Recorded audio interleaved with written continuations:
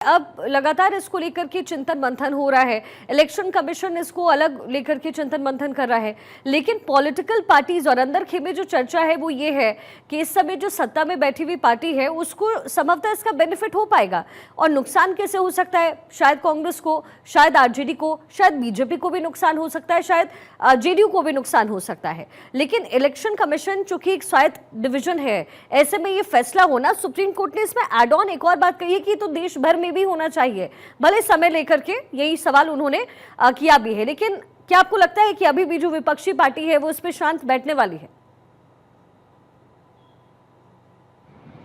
देखिए नहीं, इस पे सियासत तेज होगी, लेकिन आप इसको, जैसे आपके सवाल में बहुत सारी चीजें हैं। देखिए, पहला तो ये है कि जाहिर तौर पे जब इलेक्शन कमीशन के निष्पक्षता पर सवाल उठते हैं और ये 2003 के बाद इस तरह की कोई ड्राइव नहीं हुई, तो ये जरूरी है कि हम वोटर्स की प्रामाणिकता की बात करें। और ये ना सिर्फ बिहार और ना सिर्फ चुनावी राज्य, ये पूरे देश में होना चाहिए और समय लेकर होना चाहिए। जैसे आपने देखा कि हम बात करते हैं कि डीलिमिटेशन हो रहा है, तो जब डीलिमिटेशन हो रहा है तो वो 1, 2, 10, 15, 25 दिन में नहीं हो सकता है। डीलिमिटेशन होने से पहले हमें उस इलाके की आबादी, संख्या, जनसंख्या, तमाम चीजें देखनी होती है। ठीक वैसे ही इलेक्शन कमीशन का भी ये मानना है कि ये पूरे देश में लागू हो। इलेक्शन कमीशन इस प्रक्रिया को पूरे विस्तार से करे, लेकिन समय लेके करे। तो सवाल तो विपक्ष भी टाइमिंग का ही कर रहा था और वही सवाल सुप्रीम कोर्ट ने किया। तो जाहिर तौर पे आप इसको मानसिक जीत तो मान ही सकते हैं कि सुप्रीम कोर्ट ने इलेक्शन कमीशन को समझाया। वहीं इलेक्शन कमीशन को इस काम करने से रोका नहीं गया है और नवंबर में होने वाले जो बिहार के चुनाव हैं उसमें भी ये होगा, उसमें भी किस तरीके से समय सीमा के साथ ये होगा। और इसमें अभी 2 चीज़ें और जोड़ दी गई हैं, तो सियासत इसमें खत्म होने वाली नहीं है। लेकिन अब सवाल क्या उठता है, जैसे राहुल गांधी ने कल भारत बंद किया, लगातार संवैधानिक संस्थाओं पर सवाल उठ रहे हैं। अब बीजेपी के लोग या जेडीयू के लोग अगर ये कहें, या एनडीए गठबंधन के लोग अब ये कहने लगे हैं कि जब इमरजेंसी लगी थी उस समय अगर ऐसे आंदोलन होते थे तो इमरजेंसी लगा दी थी। बात ये थी कि जब इंदिरा गांधी का समय था ऐसे आंदोलन होते थे, ये कहा जाता था भयावह स्थिति है, अराजकता है, तब तो आप नेताओं को लेकर जेल में बंद कर देते थे। लेकिन आज इसको आप लोकतंत्र की आवाज बताते हैं।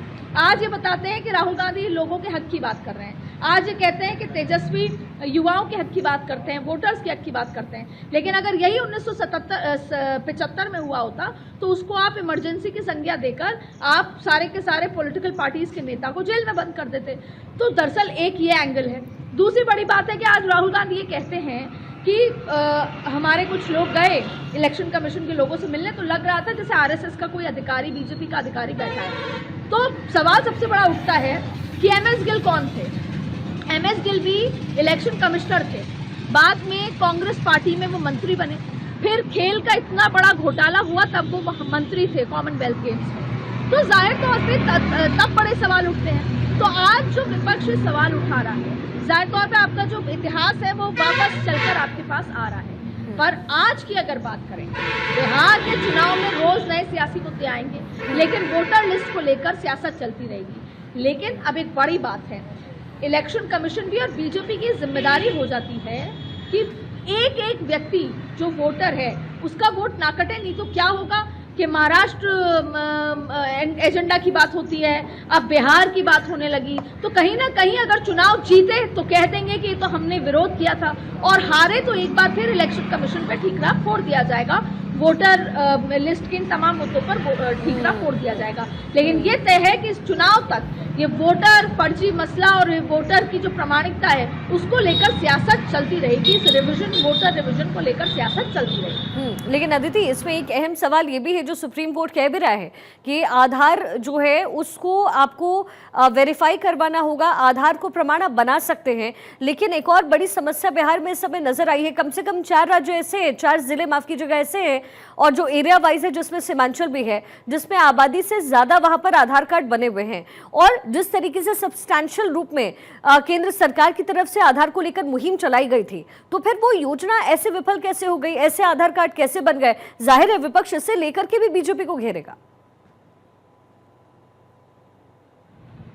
बिल्कुल बीजेपी को घेरेगा। और उससे एक बड़ी बात है, जो हम आगे की प्रक्रिया की अगर बात करें तो आगे की स्थिति और चुनावी परिदृश्य दोनों को एक साथ देखें तो 28 जुलाई को जब अगली सुनवाई होगी वो एक निर्णायक सुनवाई होगी। क्यों? क्योंकि उस दिन क्या पूछेगा सुप्रीम कोर्ट? उस दिन इलेक्शन कमीशन को पहचान दस्तावेजों की स्थिति और प्रक्रिया के टाइमलाइन को स्पष्ट करना होगा। दूसरी बात है कि विपक्ष संभवतः डेटा सेंध और चुनावी दमन, जिसका आप जिक्र कर रही हैं, उस मुद्दे को हाईलाइट करेगा। फिर तीसरी बात है कि बीजेपी से कहेगी कि ड्राई रन है, तमाम तरीके की स्थितियां आएंगी सामने और इलेक्शन कमीशन की जवाबदेही होगी और अदालत के निर्देश का उनको, क्योंकि अदालत का जो फाइनल 28 तारीख को होगा वो बहुत निर्णायक होने वाला है। तो अभी तो इस पर काफ़ी सियासत चलेगी, इस पर कहीं ना कहीं प्रेशर बिल्डिंग की जाएगी।